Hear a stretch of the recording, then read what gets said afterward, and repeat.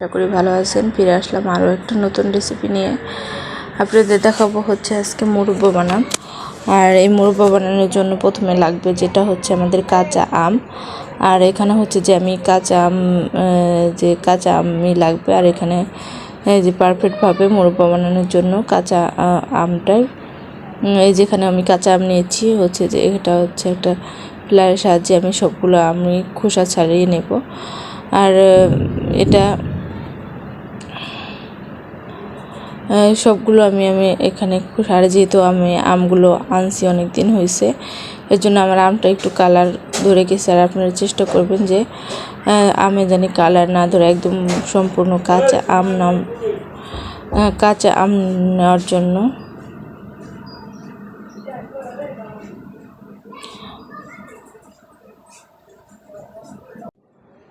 এই যে আমগুলো আমি সম্পূর্ণভাবে খোসা ছাড়িয়ে নেব। আমার সবগুলো আমি যে খোসা ছাড়ানো হয়ে গেছে।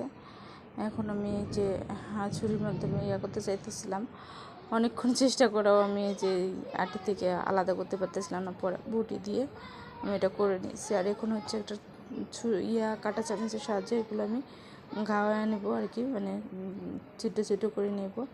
আর এখানে হচ্ছে আমি একটা করে এগুলো যে ছিটো ছিটো করা হয়ে গেলে হচ্ছে লবণ পানিতে ভিজাতে হবে। আর লবণ পানিতে ভিজিয়ে রাখলে হবে যে আমের যে যখন মুরব্বা বানাবেন মুরব্বাটা ভেঙে যাবে না। আর এই যে এভাবে আমি করে করে এই যে পানিতে ভিজিয়ে দিব। একইভাবে আমি সবগুলো আমি এরকমভাবে করে নিছি। আর দেখতে পাচ্ছেন এই যে আমি এখন লবণ পানিতে ভিজিয়ে দিতেছি। আর এইভাবে আমি 1 ঘন্টার মতো ভিজিয়ে রাখছি। আপনারা চেষ্টা করবেন আরও বেশিক্ষণ ভিজিয়ে রাখার জন্য। এতে হবে মুরব্বাটা অনেক পারফেক্ট সুন্দর হবে। আর আমার আমটা একটু কালার এসে গেছে, এর জন্য মুরব্বাটা একটু নরম হয়ে গিয়েছিলো। আর আপনারা চেষ্টা করবেন অবশ্যই কাঁচা আম নেওয়ার চেষ্টা করবেন, তাহলে হচ্ছে পারফেক্টভাবে মুরব্বাটা পারফেক্টভাবে হবে। এখন হচ্ছে যে এটা মুরব্বার জন্য আমি এখানে চিনি দিব। চিনি দিয়ে হচ্ছে যে আমি 10 মিনিটের মতো এটা ঢেকে রেখে দেবো। চিনিটা যখন গলে যাবে তখন হচ্ছে যে আমি চুলার জালটা অন করব।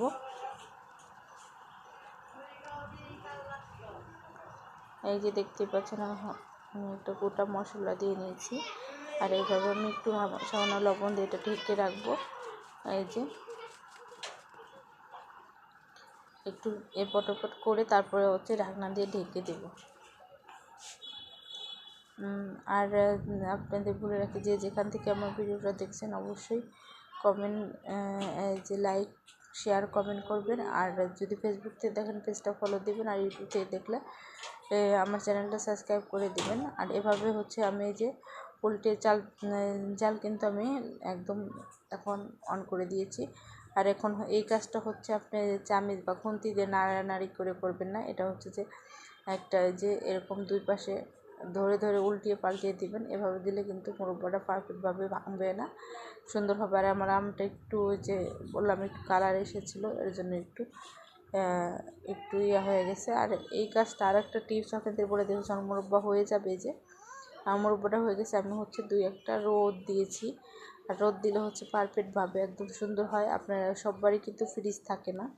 আর এটা যদি আপনি ফ্রিজের বাইরেও রাখেন রৌদ্র দিলে, এটা দীর্ঘদিন মানে 1 বছর পর্যন্ত ভালো থাকবে, কিচ্ছু হবে না। আর এটা করলে একদম খেতেও ভালো লাগে। আর ফ্রিজে রেখে আচার খেলে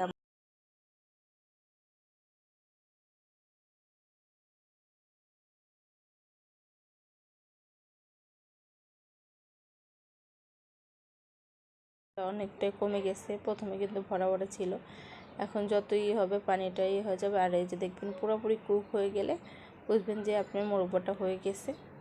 এইভাবে যতটুক পর্যন্ত কুক হয় তত পর্যন্ত আপনারা করবেন। আর আপনাদের বললাম যে আমার আমটা কিন্তু একটু কালার চলে আসছিলো, এর জন্য এই যে একটু কালার আসছে। আর এখানে আমি একটু ফুড কালার ব্যবহার করছি আমার একটু সৌন্দর্যের জন্য। এই যে এখানে দেখতে পাচ্ছেন একদম সুন্দর হয়েছে। আর এটা আরেকটা টিপস হচ্ছে যে আপনারা এই মুরব্বাটা প্লেটে বা কিছুতে দিয়ে 2টা রো দিবেন। সবার ক্ষেত্রে কিন্তু সবার বাসায় ফ্রিজ থাকে না, এটা ফ্রিজে না রাখলেও আপনারা কিন্তু সারা বছর সংগ্রহ করবেন, নষ্ট হবে না। সবাই ভালো